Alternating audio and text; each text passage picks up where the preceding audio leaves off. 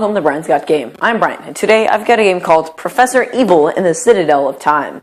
Professor Evil in the Citadel of Time is a 2 to 4 player cooperative game by Matthew Dunstan and Brett J. Gilbert and published by Funforge and distributed in the US by Passport Games.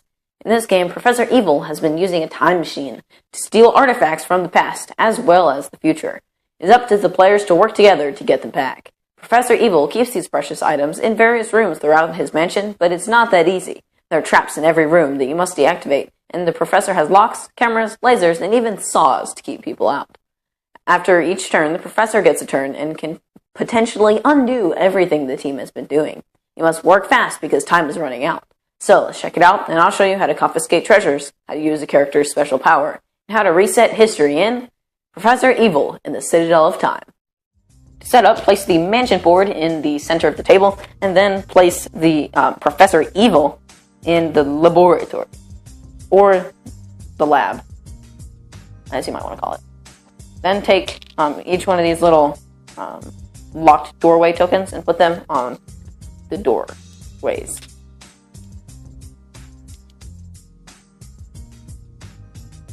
Then shuffle and place the room cards next to the game board. Then place the 12 switches temporarily there. Okay, now we're going to set up the traps. So, flip over the top room card, entrance hall, then place the top trap face down in that place, the entrance hall. Now you do it 5 more times, so you have 5 off traps.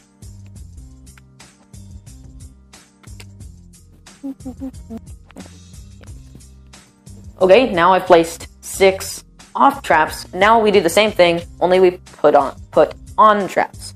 So there is a lock on the ballroom, lasers in the parlor, and then we continue doing this. Then you take the room cards and then reshuffle. Okay, place these back, then shuffle the treasure tiles with backs like this, and on the front they have treasures. Shuffle them, and then set them here. So now draw the first room card, the gallery, and place this treasure there, face up. So this is Excalibur.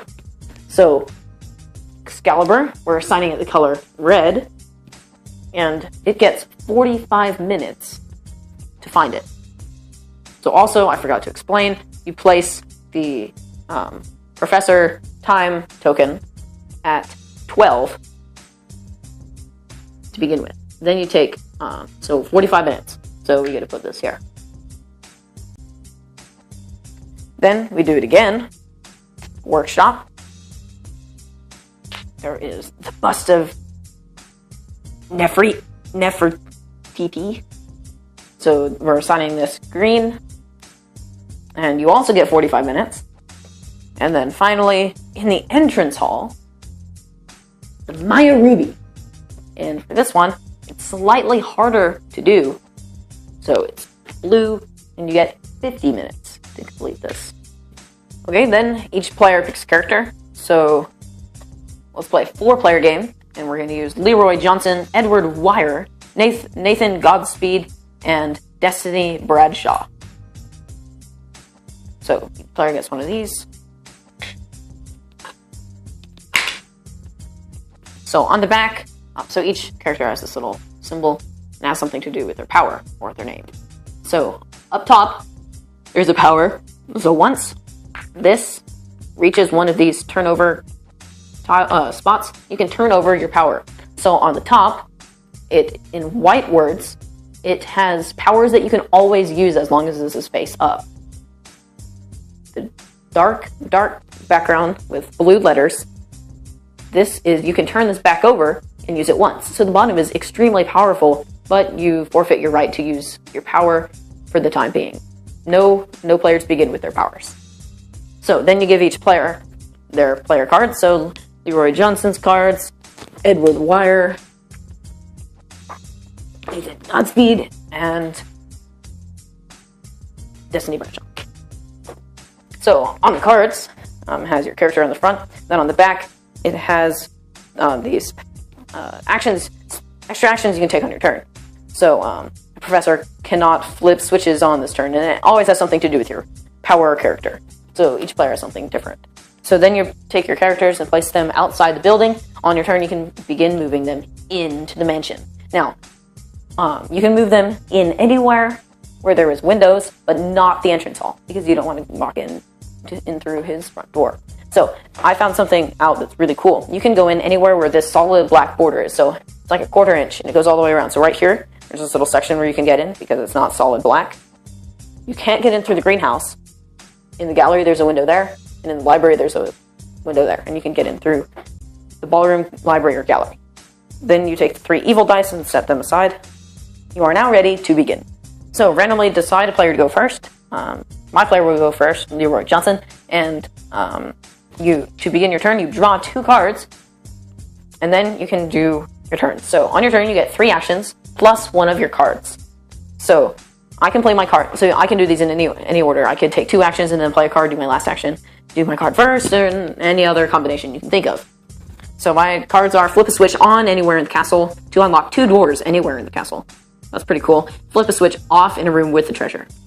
Alright, so something we're going to be doing is we are trying to save these treasures. Save treasures. We're trying to get 4 save treasures before we lose 4 treasures. So to collect them, so we get this amount of time, we got a picture and the name, and then to collect it, you need to turn these kinds of switches off. So we need to turn all of the lasers off. The one in the entrance hall is off, so that's good, but the one in the parlor is not. So we need to turn that off to collect this specific one. The main device here is turned on, so that's bad, and then cameras, we have 1 off, 1 on. Now, some of them may be easier to do right now. So this one is cameras and saws. So we have all 3 saws are off, and 1 camera is, so that is a really easy one to go for. So I think we're going to go for this one. And the May and Ruby is lasers, 1 on, 1 off, and locks. So I think we've got half and half. No, 1 off and 3. So we're going to go for Excalibur here during the game to begin with. So cameras and saws are off, 1 through 3, and then the 2 cameras. So play my card. So it is flip a switch on anywhere to unlock 2 doors in the castle. So I am going to turn this lock on and unlock this door and this door. Alright, so now I get this for next turn, so I'm going to set that aside. So now I can do one of a couple things. I can move, I can unlock a door, I can get a treasure, or I can flip a switch. So my first action is I'm moving in 1, then I'm moving 2 into this room, and note, I have unlocked this door, and my final action 3 is flipping this off. So now I get to roll the evil dice, which are always particularly evil. So let's roll them. So we do the clock first. This is the only 2 clock on this side, so that means the clock moves twice. Usually it only moves once. There's only 1 2 clock. So they always roll the worst possible. So then blue, he moves twice. This is extremely bad. So in the rooms, there are colored rugs that, so this one's red, this one's blue, this one's green. So now he gets to move twice blue. And he can move through locked doors, unlike players. So he moves once through the blue rug, and once he moves into a room, he locks the door that he just went through, and then turns the trap on. Then he moves blue again. He locks the door that he just went through. He turns the switch on, and any players in that room with him are immediately kicked out. So he just undid my turn exactly. These dice are pretty evil. That sucks. Alright, he just undid my turn.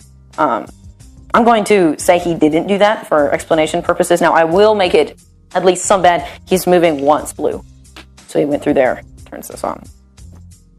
So, there we go. I only did that for explanation purposes. So now it's the next player's turn. He draws his 2 cards. When you are in a room with a saw switch, you may play this card to move to any other room with a saw switch. That's cool. And when you're in a room with a camera switch, you may play this card to get 2 extra actions. That's pretty awesome. But I'm just going to move in first. So 1, then I'm saving the treasure. So the cameras are off, and then the 3 saws are off. Alright, steps to doing this is, alright, I'm taking my action, I'm taking this. So, first, we take the red markers, temporarily off. We take this and put it under saved treasures, since we saved it, without cheating, of course. And then we do a new one. So, in the study, the crystal skull. So this one needs saws. This one needs saws, the main computer, and lasers. Now, also something I forgot is you have to turn all of these on. So the cameras get turned on, and then the saws get turned on.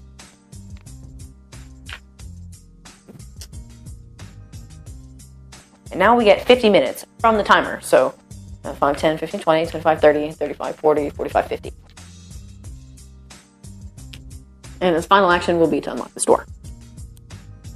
Oh, and he gets to play guard, which he can't. Alright, so he can't play guard, so he keeps them both, and we'll have to attempt to play one next turn. So now we roll the evil dice, and hope we don't undo my turn. So we move blue. We move blue, so 1 time, and we move blue twice. So lock that door, unkick out, and that's it.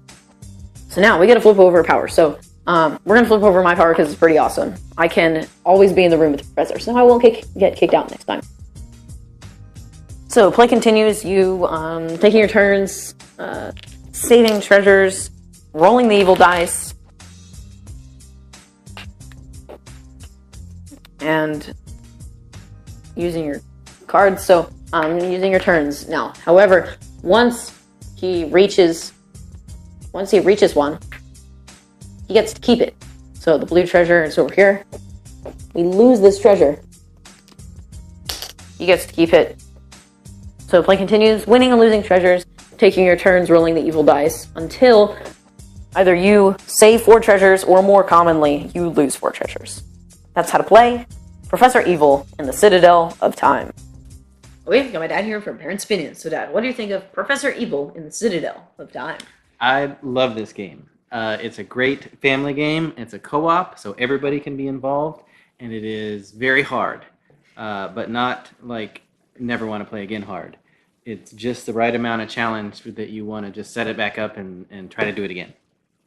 No matter how many times you fail. No matter how many times. That professor Which is a lot. Is very evil. The dice are more evil than he is. So components, you've got the nice box. It's a nice size box, but it's like thinner than usual. I just thought it was interesting, but it's still heavy because of the other components. Yeah, it's packed full of stuff. So you've got the Catan roads, the doors, the locked doors, and then there's a little wooden guy. The time things, and then the little colored treasure icons, and then you have little plastic stands with cardboard characters. Yeah, there's a lot in here. There's the cards, the treasures themselves. There's kind of the thick tab, or the thicker. It's like a tile, I guess, of a character. Oh yeah, one for each character, and then all the cards, traps. Yeah, this game is chock full of awesome components. Mm-hmm. So artwork. The board is absolutely beautiful. Like, it kind of reminds me of Clue, but with better artwork. Like, you've got your mansion, and then each room is drawn differently with its own style, depending on what the room is, and it just looks amazing. Yeah, it does. I think the artist is Biboun, and quickly becoming one of my favorite artists. Each of the characters have kind of like a steampunk type of a look to them. And yeah, it feels very Clue-esque with all the rooms and the mansions, and you're moving around. Not so much deduction. And then all the different treasures optimizing. On the side of it, there's like the picture of each treasure. Mm-hmm. Yeah, the artwork is phenomenal in this game. And the front of the box is like the cool vault.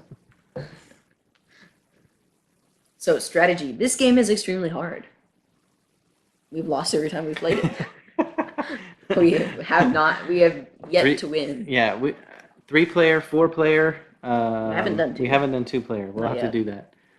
But the hard part is that the professor gets a turn in between every character's turn anyway. So I think that it scales really well. So it's probably just as hard 2-player as it is 4-player. Probably. The one benefit we were talking about 4-player. Was that you can have everybody on all the board. Right, you can have people farther away. Unless you roll, move green 3, and you go kill them all. Yeah, but in a 2-player game, you really have to stay kind of spread out. You can't be in the same area. So easier for kids. We played it with a 1st grader And and a 4th grader. 4th grader. Yep. And we helped them along because they were learning. As with most co-ops, you can kind of help along. There is a reading involved with the power and then the cards. Yeah. Because you draw the cards, so every time it was like, what and does that artwork say? on all the cards. Each and every card is different. That is very cool too. But the traps. I think this is a great family game. Strategy-wise, it's the players against the board. And so this one is great for kids. Elementary school and all the way up. You just need a little help with the reading. Overall, this is a really great game. There are awesome components, even better artwork. Their strategy is easier for kids. Professor Evil and the Citadel of Time by Passport and Funforge. Yeah, the Funforge did an awesome job in the production of this. We're going to keep playing it until we can beat that Professor Evil. It's going to take a while. We're going to shout it across the rooftops of the interwebs when we do. Thank you for watching Brian's Got Game. Please like us on our Facebook page. Send us a tweet at Brian's Got Game. Visit our webpage, briansgotgame.com. Subscribe to our YouTube channel. I'm Brian. This is my dad. See you next time.